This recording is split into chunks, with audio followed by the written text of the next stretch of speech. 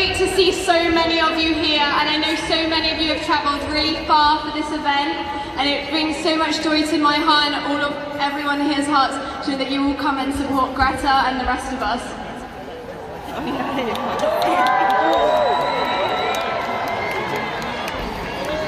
In the interest of regional diversity, it's great to see an event of this size outside of London.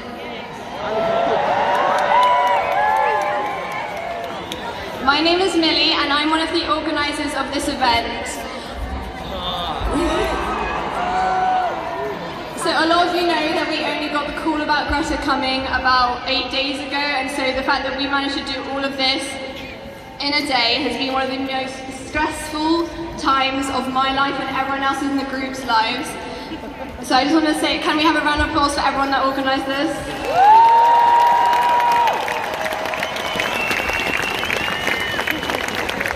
So before we begin properly, I have 2 statements to read from people that were going to have their events on this day. So the first one is, supporting us today are hundreds of members from the health community, doctors, nurses and medical students. They've been telling us that this is a health crisis. Like we have said time and time again, the climate crisis is a health crisis. We have to listen to the experts on this. Here in Bristol, it wouldn't be right to talk about health without saying that all of Bristol's NHS hospital trusts have declared a climate emergency. Secondly, after the march, we will also hear from Save the M32 Maples. It's a local community, it's a local community campaign in St Paul's, and they're desperately trying to prevent the destruction of mature urban trees to protect local health and well-being in the most polluted part of the city. The campaign is at a critical stage and they would like to tell their story. So after the event, if you come back here, there'll be a couple more speeches from these groups. They're going to talk about why we must protect the trees and the challenges from the council and underhand developers. So that's all from me. I know you're all excited about what we have coming up, so I won't keep you for any longer. Thank you for listening. I hope you have a good day and stay safe.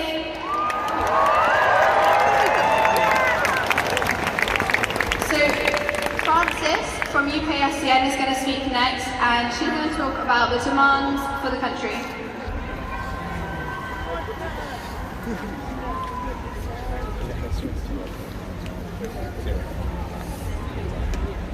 Good morning, Bristol! It's amazing we've all come out here in the wet weather, like, whole sea of you, like, this is great. So 2020 is a key year for action. In November this year, there's COP26, which is the UN Climate Action Summit, and national governments have a really big responsibility, because every 5 years they have to renew their pledges that were made in the Paris Agreement to reduce emissions. So us being here today and this year is the year that we need to pressure them to make those targets more ambitious. So what do we want as the youth strikers? We have 4 demands for our government. The first one is to implement a Green New Deal to achieve climate justice. And this recognises the intersectionality and oppressive systems that have led us to where we are now. Our second demand is to teach the future. We need young people to be taught in their education system about the climate crisis, and teachers to know what they're doing. My teachers don't know.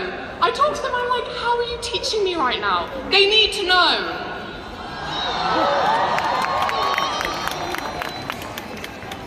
Our third demand is to tell the future. The government have declared a climate emergency, so they need to act like that and convey the necessity to act to the general public. And our fourth demand is to empower the future. We, young people, have the biggest stake in our future, but we don't get a say. Our voices need to be included in policy making, and the voting age needs to be lowered to 16.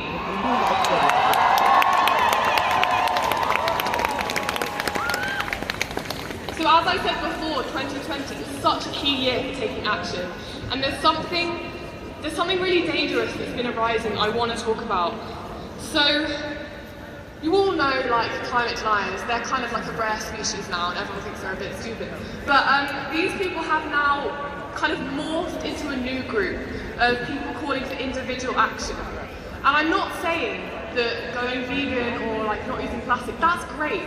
But the thing is, big companies and polluters and governments are throwing millions into campaigns to put the blame on us and take the blame away from the big emitters and the people that are actually causing this crisis.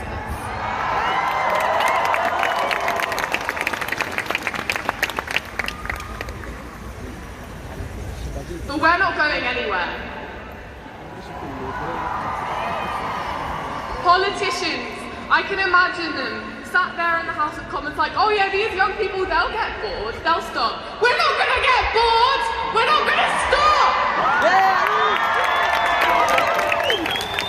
We're not going anywhere until action is taken so we have a safe future. Thank you.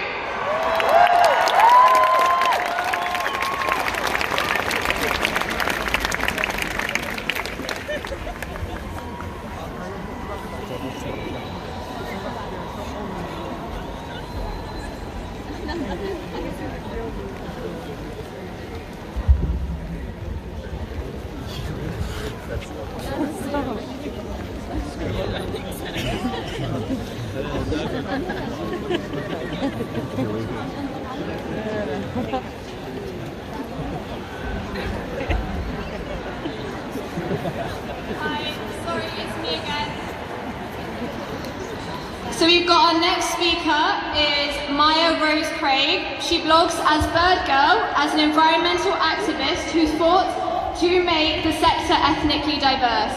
She was awarded an honorary doctorate from Bristol University last week at the age of 17. And she has been named as one of the Bristol's most inspiring people.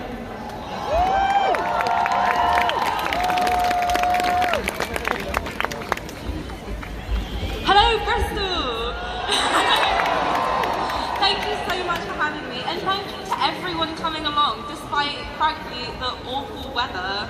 It's an amazing turnout to see this many people who genuinely care about climate change. And I also want to give a massive shout out to the Youth Strikes team for putting this amazing event together. So, Greta, welcome to our amazing city, and thank you for being with us today. In 2018, Bristol was the first city to declare a climate emergency, and it was the first to declare an ecological emergency only 4 weeks ago, which is something that all Bristolians should be so proud of. She's in great company here today with amazing young climate activists. And the work I'm doing is all about trying to fight for our future. I've always loved birds and nature, and they've always been a part of my life. My first bird watching experience was when I was only 9 days old, even though my memory is a bit foggy. And I'm also Bangladeshi, and as I grew older, I began to realise that there weren't many people that looked like me going out into nature, and this is a major issue. In Bristol, 38% of the children in schools are VMAs, or visually minority ethnic. And when you go into the city centre, that goes up to 50%. These are big numbers, and we have to engage with all of our communities in order to properly fight climate change.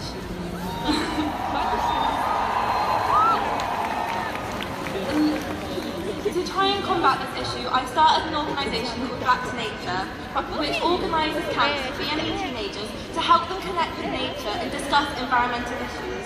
Over the last 5 years, I've worked with hundreds of kids to try and help them really experience nature. And these kids tell me how schools stop them from striking and insist on parental consent, which the parents themselves won't give because they don't understand properly about the issue of climate change. And these schools are threatening these children with isolation or exclusion, which cannot be allowed. And we're not going to stop caring about our natural world just because they don't want to listen to us. So now is the time to finally listen to young people. We need to see. But this is about the bigger picture too. The global north has created this massive issue, and we have to take responsibility for fixing it, rather than trying to pass the costs and the pain down to the global south, and those who have contributed the least to climate breakdown. My mum's family is Bangladesh.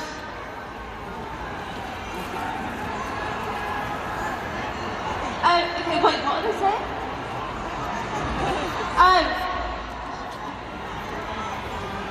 Oh, okay, sorry. Yes. Wait, what's going on, sorry?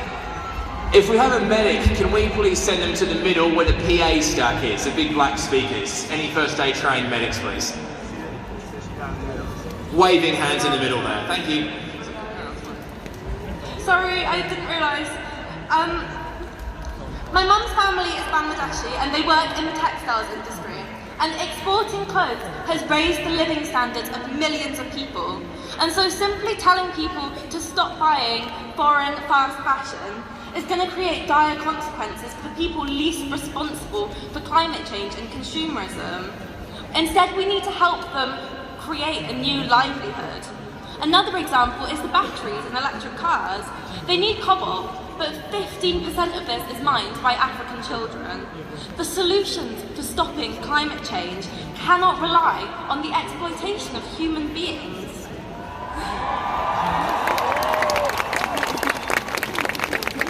We have to think about the impact on the most vulnerable people as we work our way towards a sustainable Earth. This means the system has to change. Everything that you're doing to prevent climate change is amazing and is so needed, but we also need our leaders to step up and act now, because families and children like us are suffering now.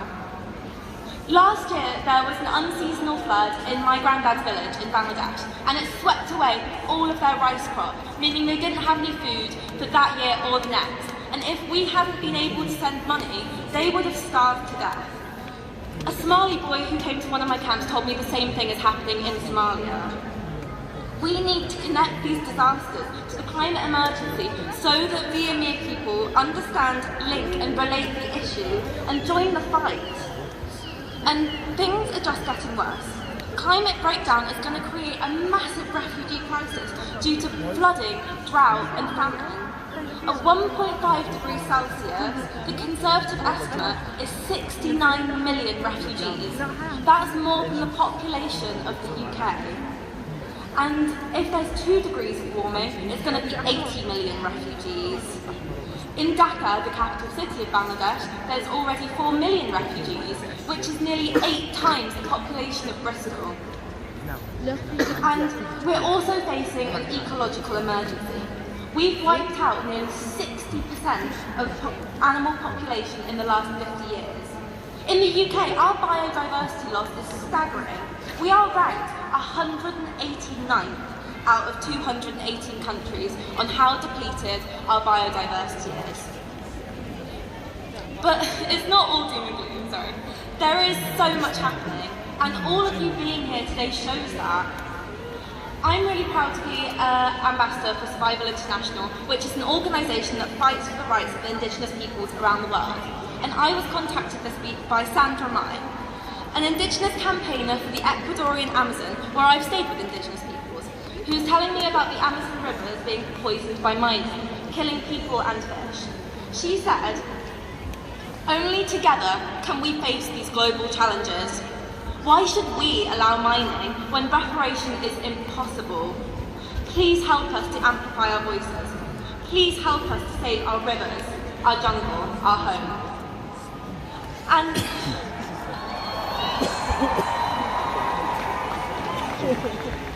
And we're here today to work together and to amplify all of our voices.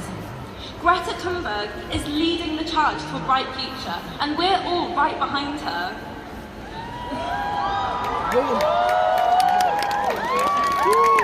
I believe that to do the best job we can, we must consider climate change through a lens of poverty, politics, strife and racism. This is why an inclusive and diverse youth movement is essential. We must look at who's affected and how they're affected. Now, more than ever, it's important to remember that inequality of engagement creates inequality of opportunity, and an unequal world can never be a sustainable one. Thank you.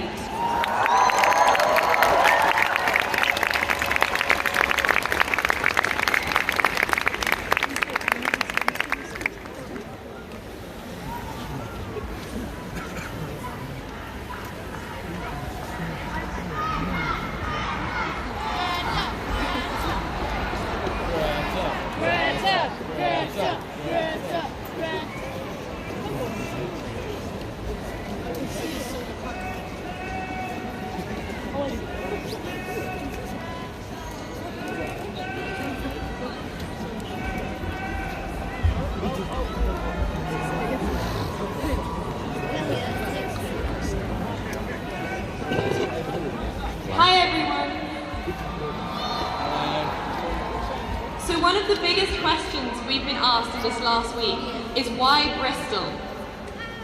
While there are a variety of answers to this, one of the most important is looking back at what we have achieved as a city in the past year. It's been a massive year for climate action, and the environmental movement in Bristol is one of the largest in the UK. Firstly, in February of 2019, Bristol students staged a mass walkout for the first time to demand climate action. This was building upon the November 2018 declaration of a climate emergency by Bristol City Council, the first in Europe and the second in the world.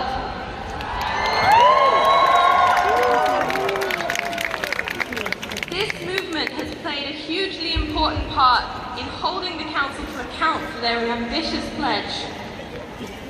In September of 2019, 15,000 adults and children alike gathered on College Green as part of the global strike for climate, alongside millions of strikers in the largest climate mobilization in history. We were the second largest strike in the entire country.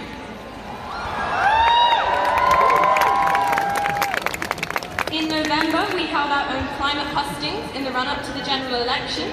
We featured local MP candidates who were asked questions on their party's climate policy, which was the perfect opportunity to engage young people in local issues and get their voices heard.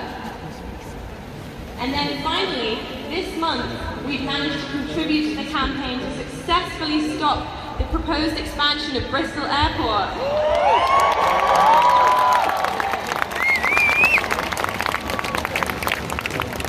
But despite having a carbon neutrality pledge 20 years earlier than the rest of the country, we need to do more than pledge. We need to have action as well as words, and Hyland is going to talk to you more about that.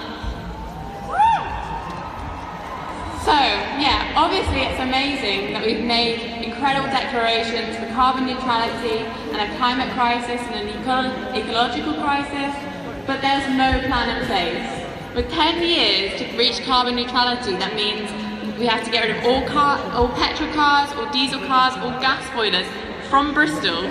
And considering we're still selling all of those things and they have a lifetime longer than 10 years, a plan needs to be put in now.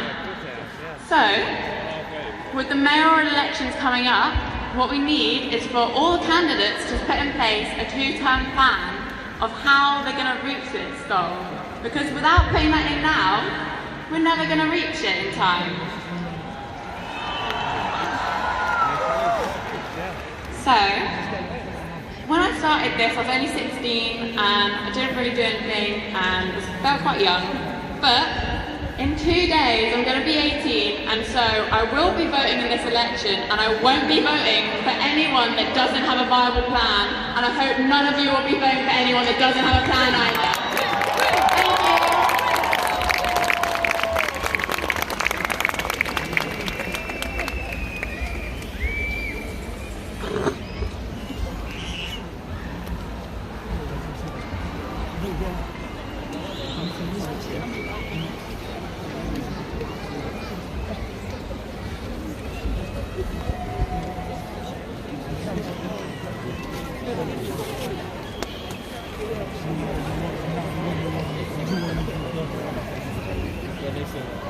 Wow.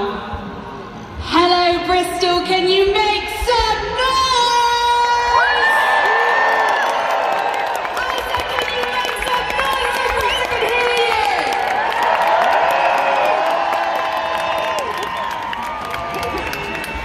My name is Katie, or Katie Climate, and I am your penultimate speaker. Hold on, we've got some waving in the crowd. Is everything okay over there?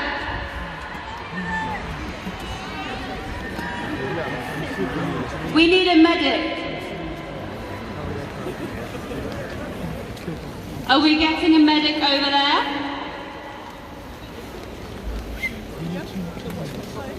Continue.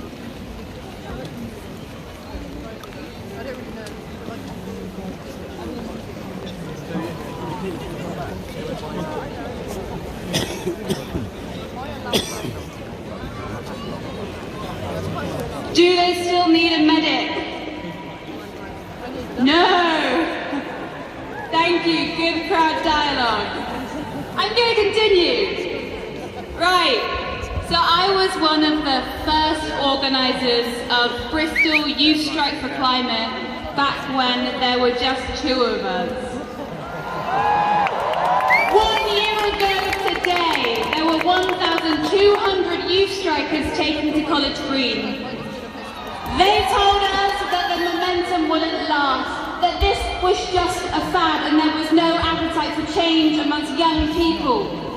Well, I am here in front of 30,000 people to tell them that they were wrong. We are a message that there is hunger from young people for a just and fair future. We are a message that climate action and climate justice needs to be at the heart of government policy and our collective consciousness. We are a message to the UNFCCC, to Westminster, to the oil and gas lobby, to the denialists that we will not stop until we have long-lasting, systemic change.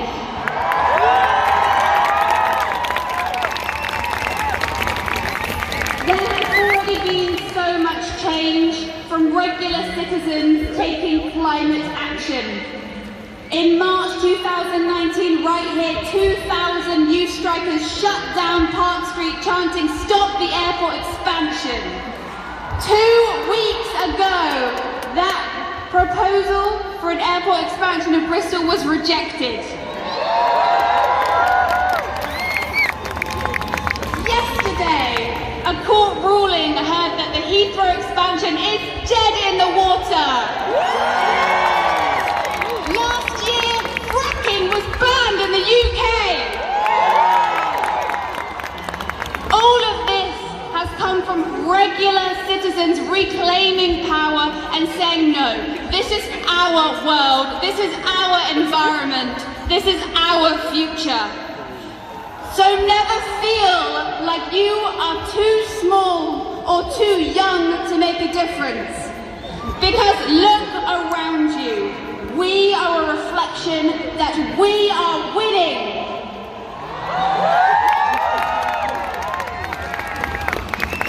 But there is still so much to do, and we need to be conscious of that. Indigenous people's land is still being plundered for corporate profit. The UK government is still funding oil and gas projects in the global south. I could go on. What we need is reparations to those who are most affected by the climate crisis and initiatives that amplify marginalised voices.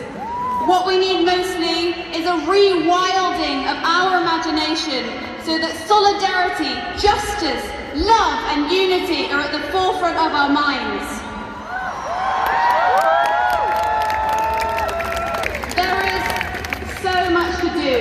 But there is so much power in not just getting angry, but getting active. And no one does this better than Bristol. Bristol Youth Strike for Climate, which I am so proud to be a part of.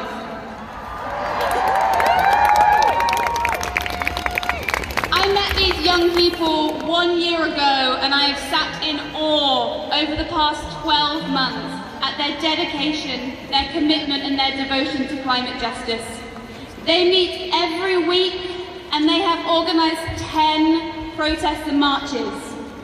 Together, we have put on this protest and march in just 1 week, and we have been working all around the clock. We're so tired. So I was going to invite them on stage and introduce you to them, but the stage is a bit too small. But I would like you now to take a moment and show your appreciation for Bristol Youth Strike for Climate.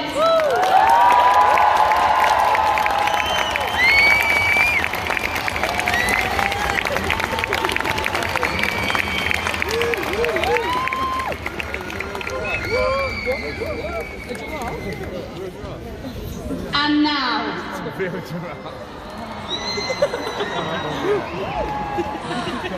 our next speaker has come all the way from Sweden, and she is just 17 years old. There should be no such thing as a youth environmental activist.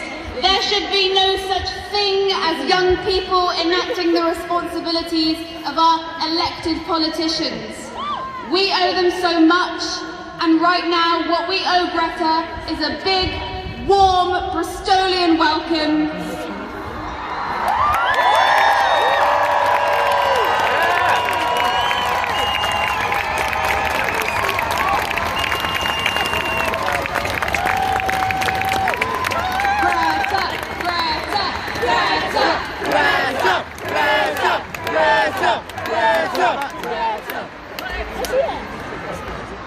Hello everyone.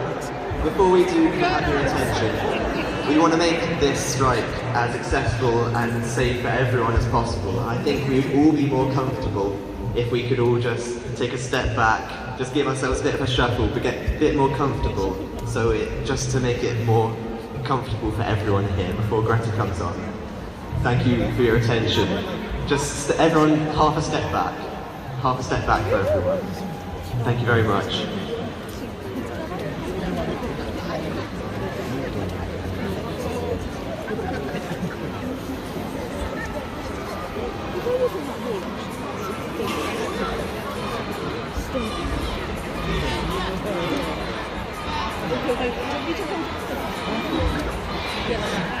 Do we need another medic in the middle?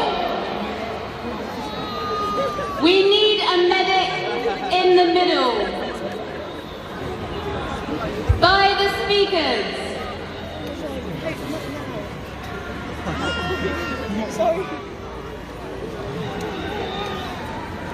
Please can you pass this message forwards? We need an ambulance. Hello? Hello?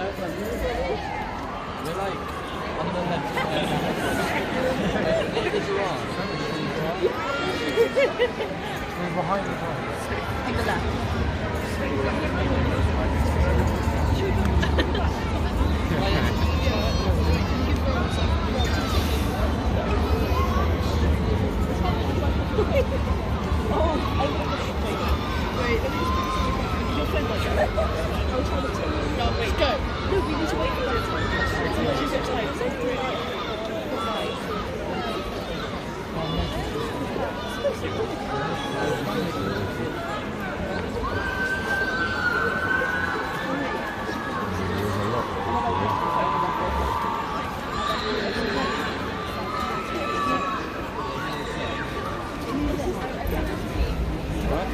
Okay. We need a stretcher. It's organised, it's on its way. They're on the radio and we can assure you it's okay. Right, now I need everybody's help. I need you to warm up your vocal cords and I want to hear Greta, Greta, Greta, Greta, Greta, Greta.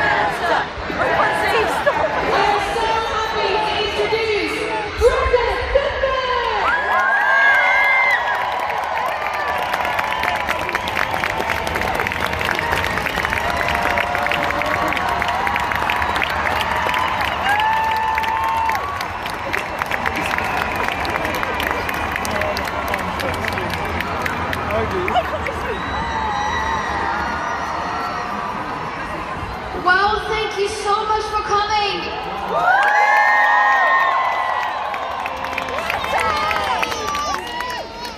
They're just people anyway. I can't see an end to it. Thank you so much, every single one of you, for being here.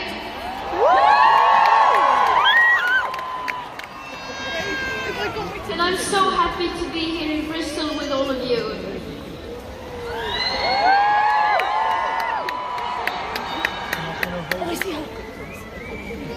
There will be a time when we will look back and ask ourselves what we did right now.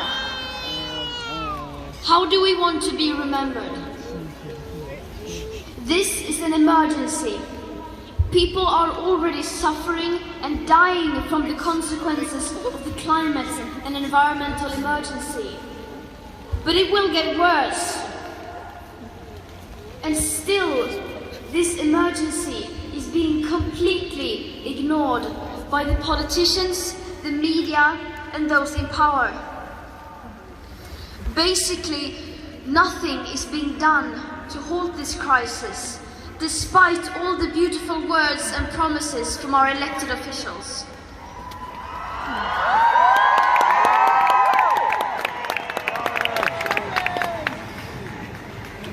So what did we do during this crucial time? What we will do right now? Well, I will not stand aside and watch. I will not be silent while the world is on fire. Will you?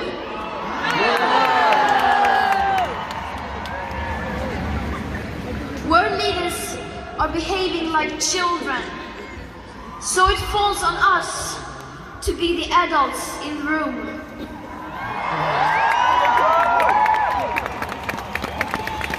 It should not be this way. We should not be the ones who will have to lead on this and tell the uncomfortable truth. Once again, they sweep their mess under the rug for us young people, for their children to clean up for them.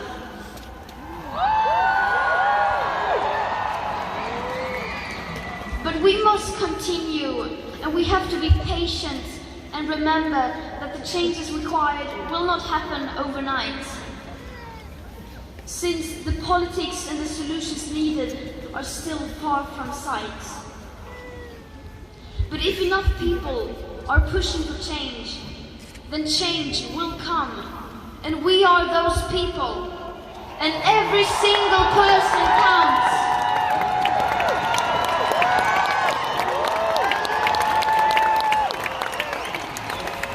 Just look at Bristol as an example.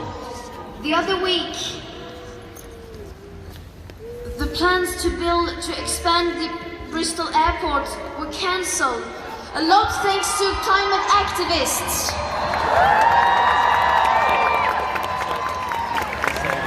And of course this is far from enough, but it shows that it does actually make a difference. Activism works, so I'm telling you to act.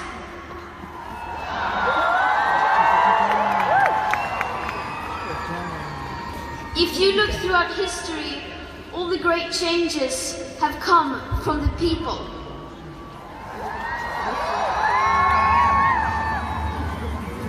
We are being betrayed by those in power, and they are failing us, but we will not back down.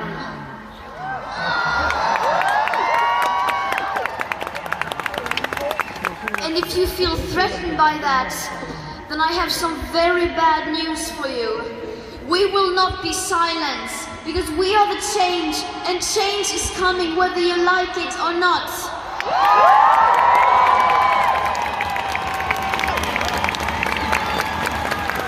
Thank you, and let's march.